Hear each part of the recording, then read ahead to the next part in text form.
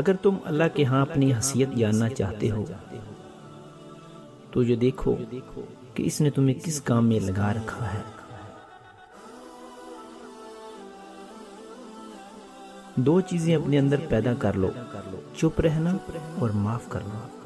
چپ رہنے سے بڑا کوئی جواب نہیں، معاف کرنے سے بڑا کوئی انتقام نہیں۔ محبتیں تو زندگی میں مان بنا کر رکھی جاتی ہیں، اتارے تو بہت جاتے ہیں، زندگی سے بھی اور دل سے بھی۔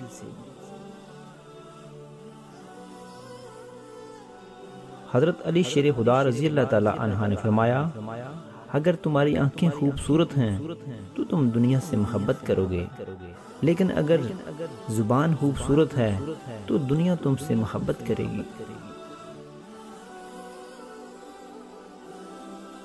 حضور نبی کریم رؤوف رحیم صلی اللہ علیہ وآلہ وسلم کا ارشاد گرامی ہے، جو کسی کا قصور معاف نہیں کرتا تو اللہ بھی اس کا قصور معاف نہیں کرے گا۔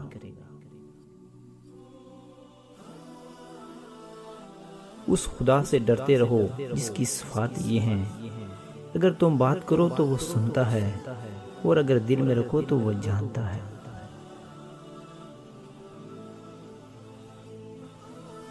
اچھے دوست ستاروں کی مانند ہوتے ہیں، جو بازار نظر نہ بھی آئیں پر ہمیشہ ہمارے ساتھ ہوتے ہیں۔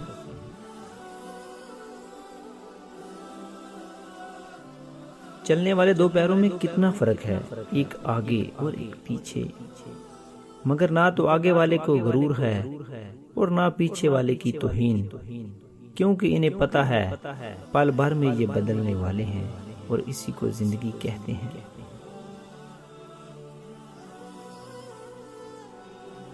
حضرت علی شیر خدا رضی اللہ تعالی عنہ نے فرمایا، خاموشی ایک عظیم نعمت ہے، خاص طور پر اس وقت جب اختلافات زیادہ ہوں، آوازیں بلند ہوں، علم کی کمی ہو اور دلیل کی کوئی اوقات نہ ہو۔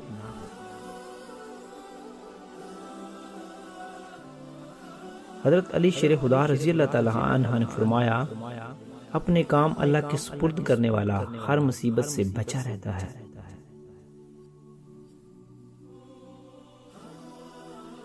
دعا تقدیر کو اس وقت بھی بدل سکتی ہے جب فیصلہ کن مراحل میں داخل ہو چکی ہوتی ہے۔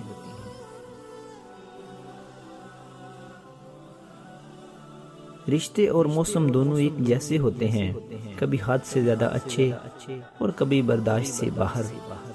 فرق بس صرف اتنا ہے کہ موسم جسم کو تکلیف دیتا ہے اور رشتے روح کو۔